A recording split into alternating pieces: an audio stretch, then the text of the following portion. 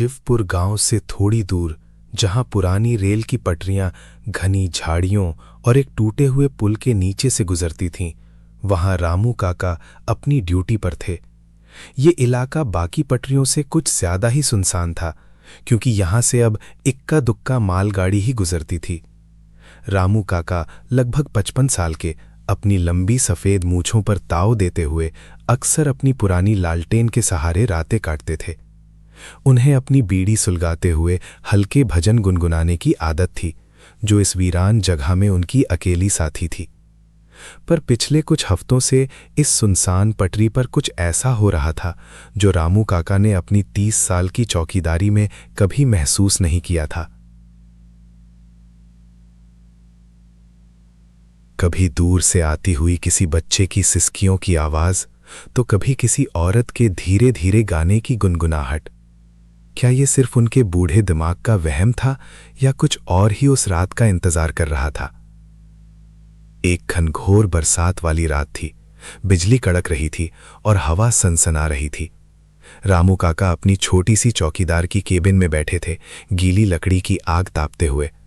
तभी उन्हें दूर पटरी से एक हल्की सी आवाज सुनाई दी, मुझे घर जाना है। इतनी हल्की कि उन्हें लगा ये बारिश और हवा का शोर है। उन्होंने अपनी लालटेन उठाई और बाहर झांका। सिवाय बारिश के अंधेर और भीगते हुए पेड़ों के कुछ भी नहीं था। उन्होंने माचिस जलाई अपनी बीड़ी के लिए, पर हर बार माचिस की तीली जलती और बुझ जाती, जैसे कोई अदृश्य शक्ति उसे जलने नहीं दे रही हो। उन्होंने मन ही मन हनुमान चालीसा का पाठ शुरू कर दिया। अगली कुछ रातों तक ये सिलसिला चलता रहा। कभी उन्हें पटरी पर दूर एक हल्की सी रोशनी दिखती, जैसे किसी पुरानी ट्रेन की हेडलाइट हो, पर पास आने पर वो गायब हो जाती। एक रात तो उन्होंने झाड़ियों से एक बच्चे के बहुत दर्द भरे रोने की आवाज सुनी।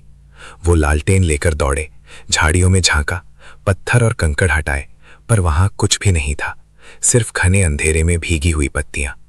अगली सुबह उन्होंने अपने सुपरवाइजर शर्मा जी को बताया। शर्मा जी एक हंसमुख आदमी थे। वो हंसते हुए बोले, अरे रामू काका, ये पुरानी पटरी है, यहाँ ऐसे कई किस्से जुड़े हैं। अपना काम करो, ये भूत प्रेत की बातें छोड़ो। रामू काका ने सिर हिलाया, पर उनके मन में बेचैनी बढ़ती जा रही थी। एक और रात, जब चांद बादलों के पीछे छिपा था, रामू काका ने पटरी पर चलते हुए घुंघरू की हल्की आवाज सुनी, खन खन खन, खन खन खन। यह आवाज उनके बहुत करीब थी। उन्होंने लालटेन घुमाई और देखा, ठीक पटरी के बीचों बीच एक छोटी पुरानी मिट्टी की कुड़िया पड़ी थी। उसके कपड़े मैले थे और एक आंख टूटी हुई थी। रामू काका ने हिचकिचाते हुए उसे उठाया। गुड़िया छूते ही उन्हें एक अजीब सी ठंडक महसूस हुई, जैसे किसी ने उन्हें ठंडे पानी में डुबो दिया हो। उन्होंने उसे अपनी केबिन में ले जाकर एक कोने में रख दिया। ये वही गुड़िया थी जो शायद कई साल पहले किसी बच्चे ने खो दी होगी, या फिर किसी दुर्घटना में छूट गई होगी। रामू काका को याद आया, बरसों पहले इसी पटरी पर एक ट्रेन हादसा हुआ था, जिसमें एक छोटी बच्ची अपने परिवार के साथ मारी गई थी। उस रात रामू काका अपनी केबिन में बैठे थे। बाहर बारिश थम चुकी थी, पर हवा में एक अजीब सी ठंडक थी। अचानक उन्हें केबिन के अंदर से ही घुंघरू की आवाज सुनाई थी, खन खन खन। अब यह आवाज और भी साफ थी। उन्होंने अपनी नजरें घुमाई। गुड़िया जहां रखी थी वहां से आवाज आ रही थी। उसकी टूटी हुई आंख अब उन्हें घूर रही थी, जैसे उसमें जान आ गई हो। रामू काका का हाथ कांप गया। उन्होंने गुड़िया को बाहर फेंकने की सोची, पर वो उनके हाथ से चिपकी हुई महसूस हुई। तभी केबिन का दरवाजा, जिसे उन्होंने अंदर से कुंडी लगाकर बंद किया था, धीरे धीरे चरमराता हुआ खुलने लगा। एक ठंडी हवा का झोंका अंदर आया और उनकी लालटेन की लौ लगभग बुझ गई। तभी उन्हें अपना नाम सुनाई दिया, बिल्कुल अपने कानों के पास। रामू काका। आवाज इतनी नजदीक थी कि उनकी रूह कांप उठी। वो घबरा कर तेजी से घूमे।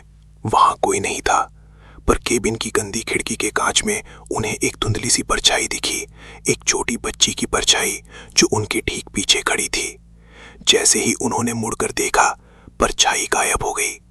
उनके दिल की धड़कनें बेतहाशा तेज हो गईं। उन्हें शर्मा जी की बातें याद आईं। यहाँ कई किस्से जुड़े हैं।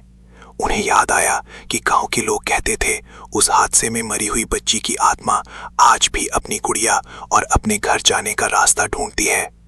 रामू काका को समझ नहीं आ रहा था कि वो क्या करें, भागें या इस अनदेखे खतरे का सामना करें।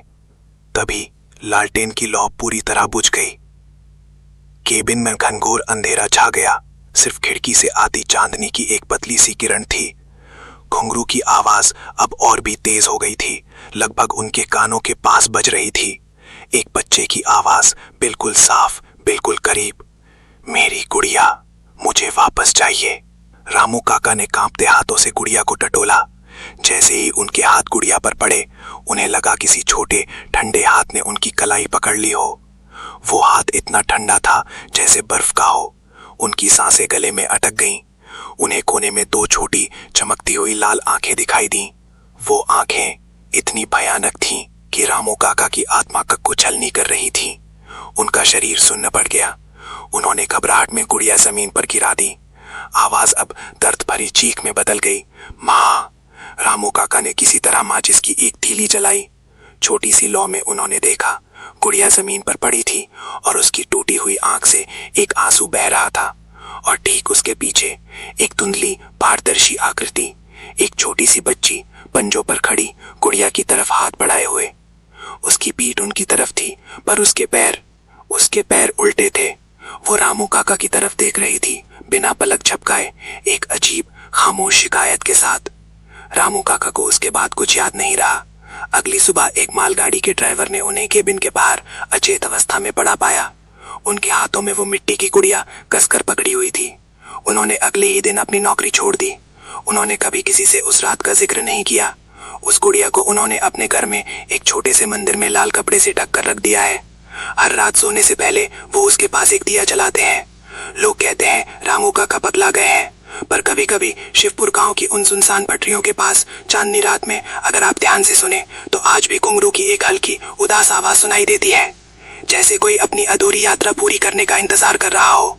और कभी कभी एक धीमी सी पुकार, घर जाना है।